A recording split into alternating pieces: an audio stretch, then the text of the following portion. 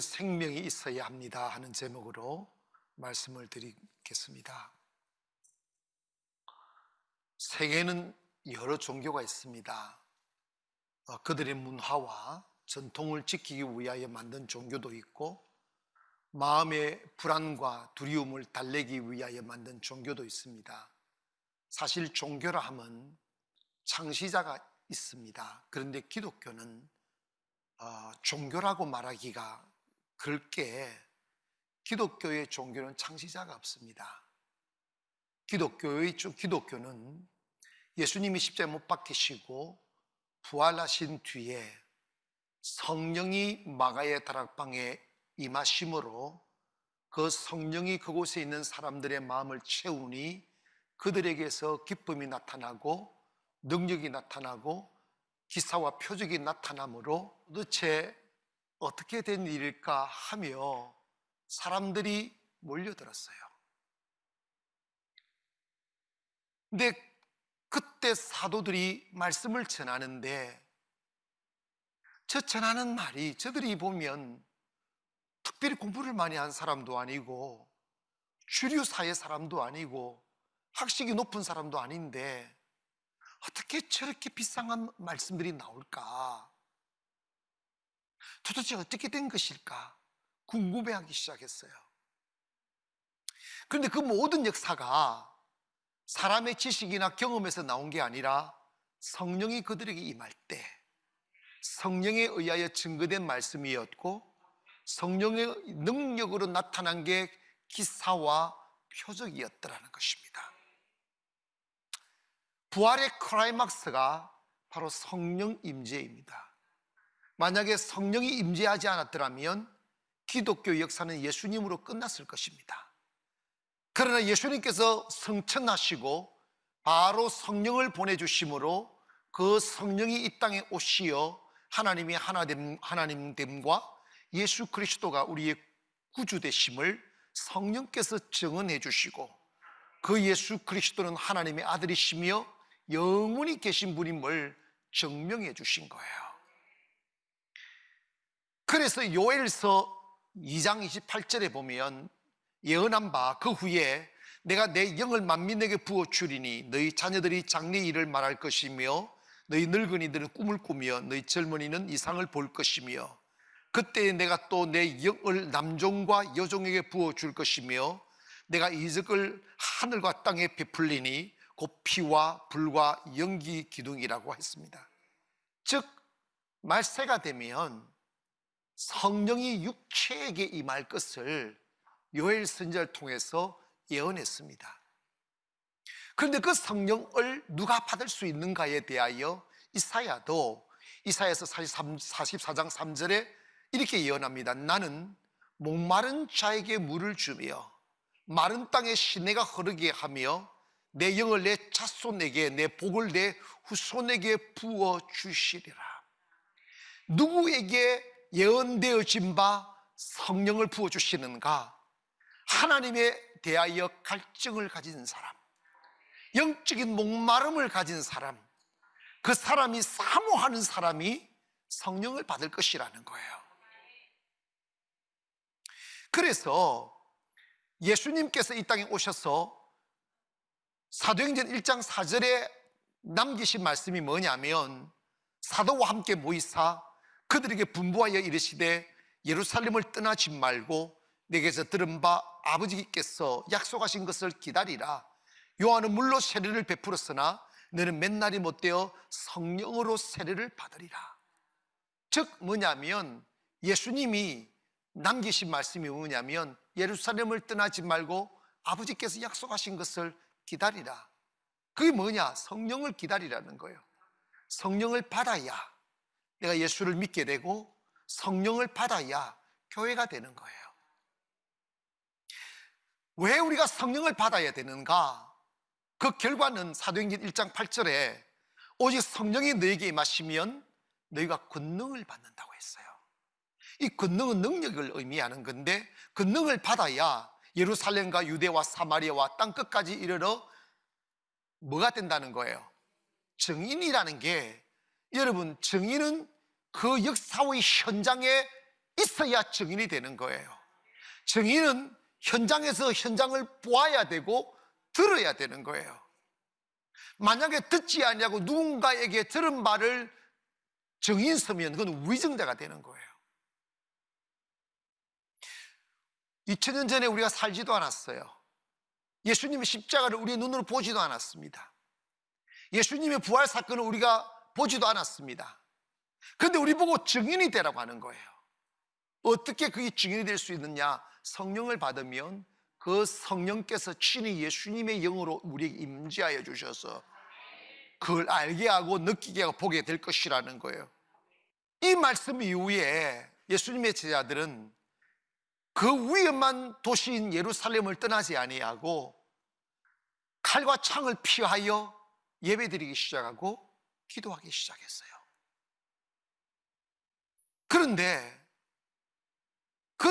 그들이 그곳에서 숨어서 기도하고 예배할 때 50일 되는 날 성령이 임하신 거예요. 성령이 임하니까 그들에게서 영적인 언어가 터져나오기 시작하고 가슴 속에 벅참이 일어나고 에너지가 막 살아나고 생명력이 살아나고 칼과 창이 두렵지 아니하고 기쁨이 막 넘치기 시작하니까 문을 걸어 잠갔던 그들이 문을 열기 시작하는 거예요. 그리고 흉측한 얼굴로 자신들을 기다리는 세상 앞에 뛰쳐나가서 예수님은 부활하셨다고, 예수님은 하나님의 아들이라고, 보아라 그 예수님의 능력이 지금도 나타난다고 그러면서 그들의 입에서 증거되는 말씀에서 능력이 나타나고 귀신이 떠나가고 병든 자가 고침받고 가난한 자가 부유해지며 무너진 자들이 다시 일어서게 됨을 보이기 시작하는 거예요. 복음이 이야기가 아니고 현실이 되기 시작하는 거예요.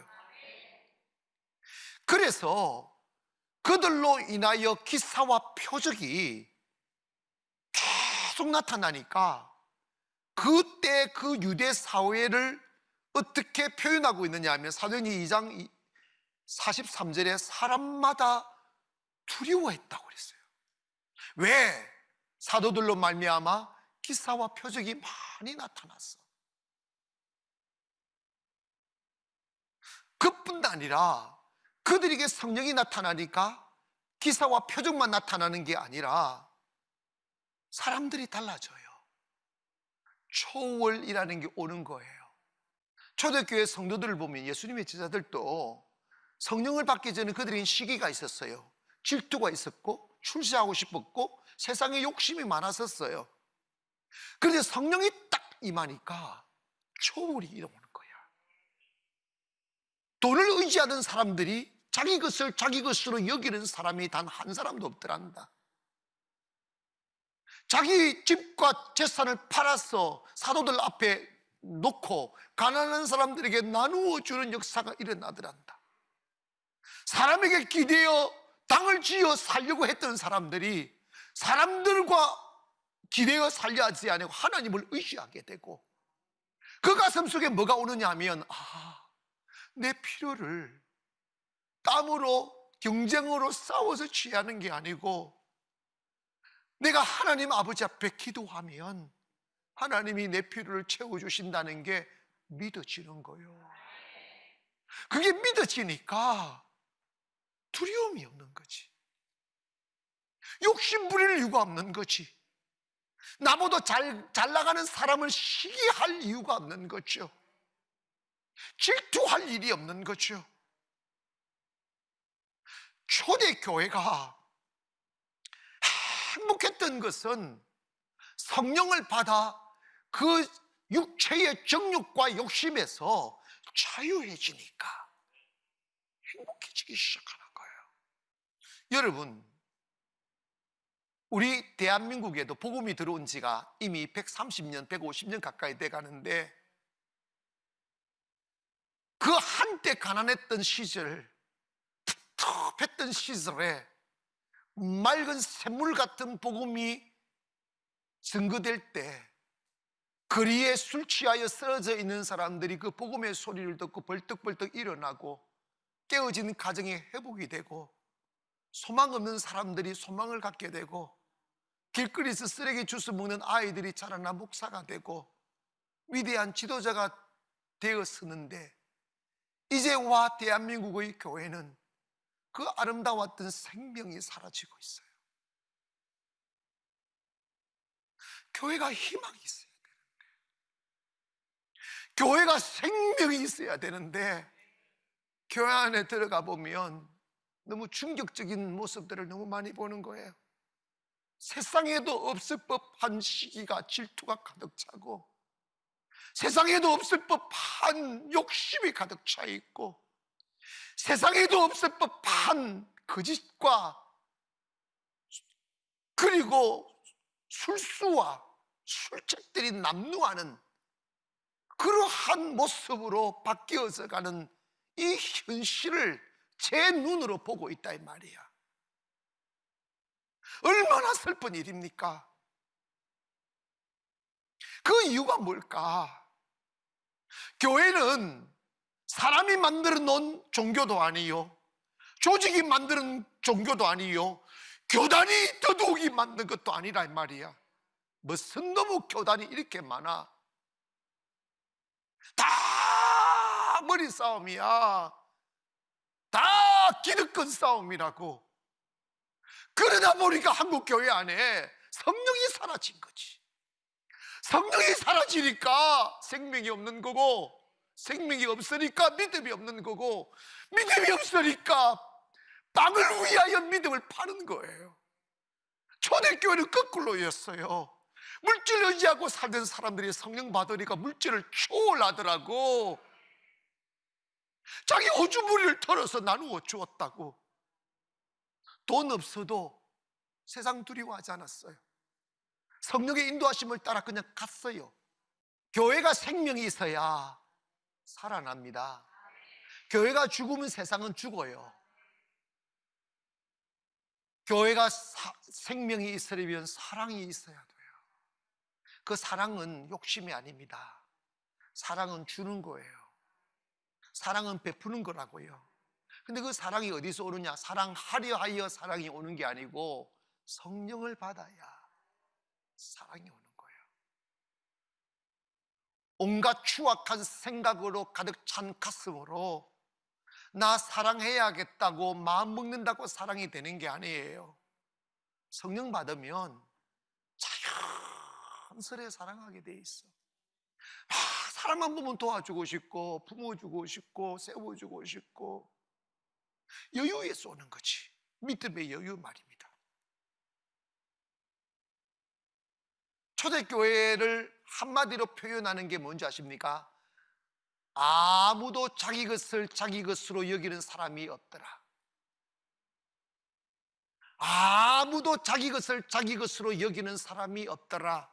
이게 초대교회의 얼굴이에요.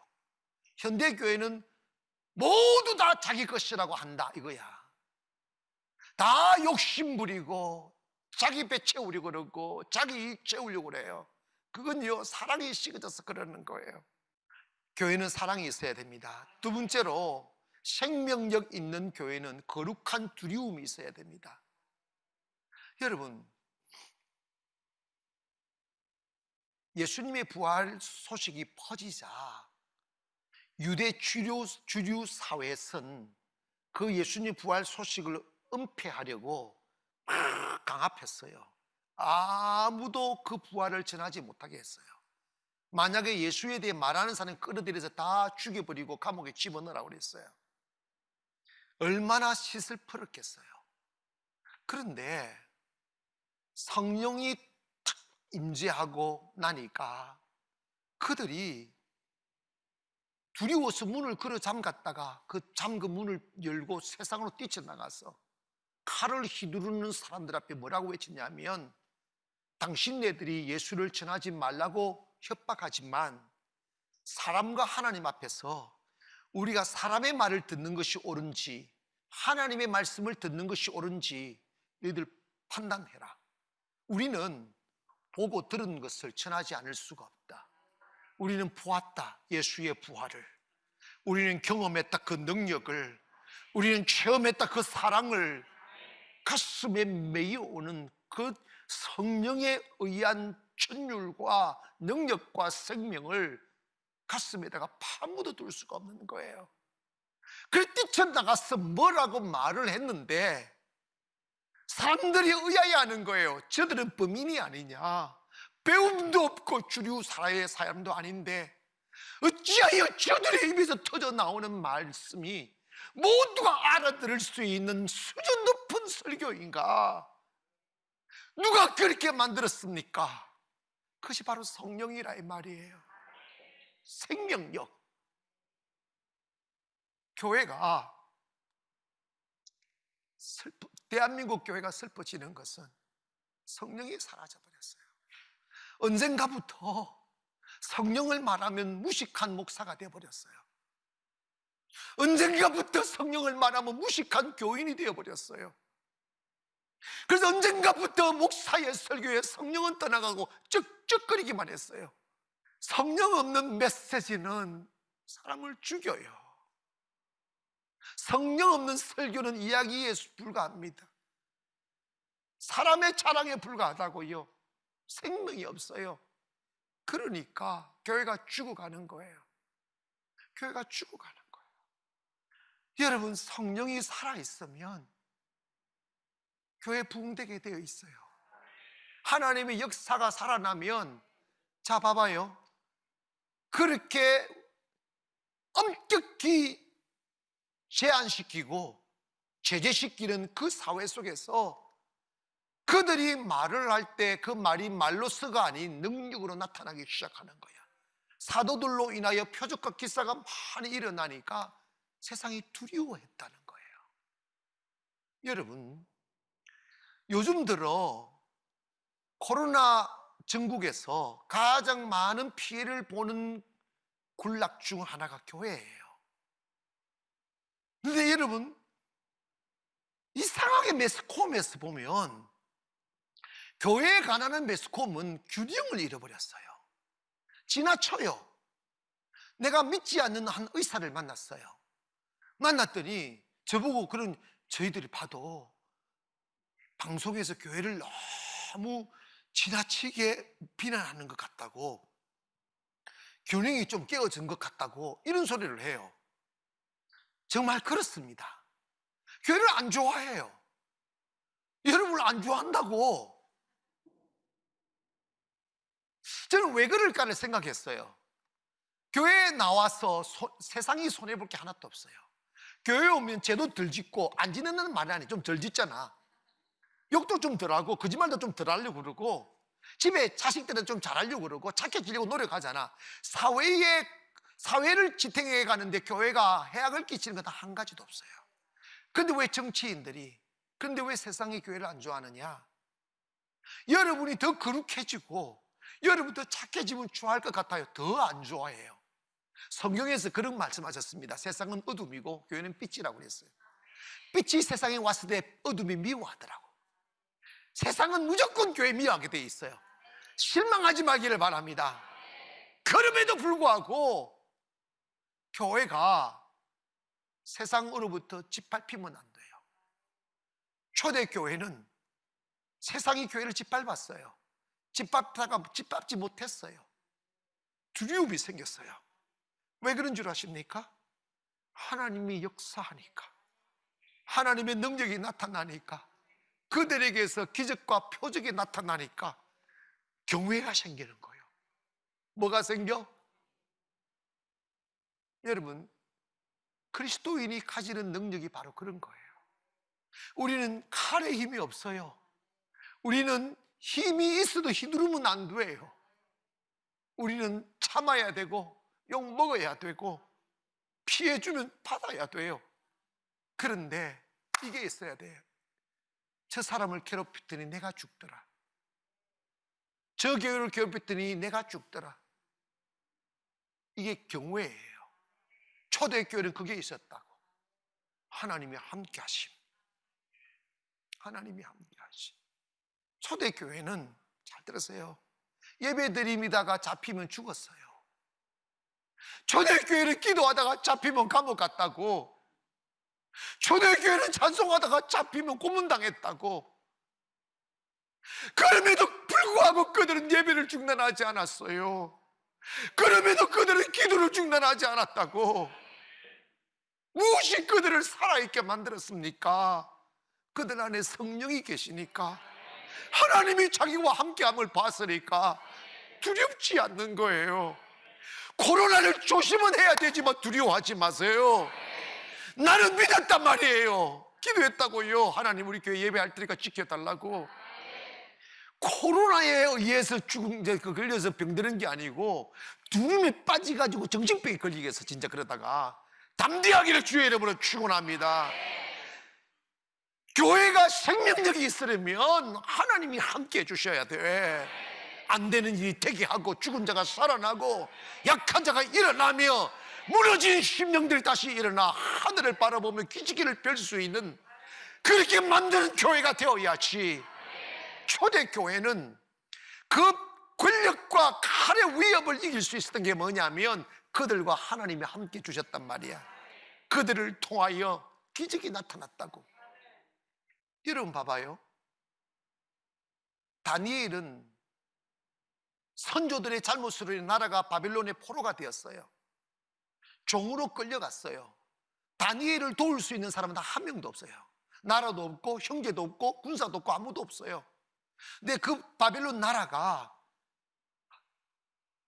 음모를 꾸며서 기도하지 못하게, 하나님 섬기지 못하게 했잖아. 그런데 그 홀로 자기가 죽을지라도, 사자굴에 빠뜨림을 다 받을지라도 하나님께 창문 열고 기도했잖아요. 나는 하나님을 신뢰한다고. 나의 울타리는 여호와 하나님이라고. 여호와 하나님은 바벨론보다 강하다고. 믿으시면 아멘 합시다. 기도하다가 잡혔어요. 끌려갔어요. 왕의 명령대로 굶긴 사자굴에 던짐받았어요. 그런데 하나님이 개입하잖아.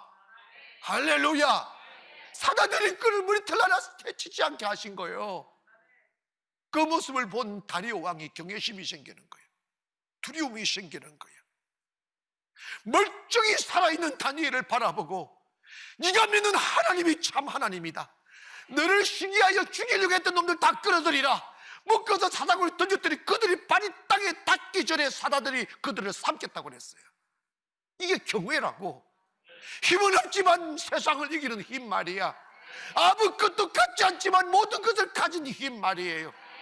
나를 경호하는 그 어떤 군사도 없는데 보이지 않는 하나님의 천사들이 보여주시는 그 힘 말입니다.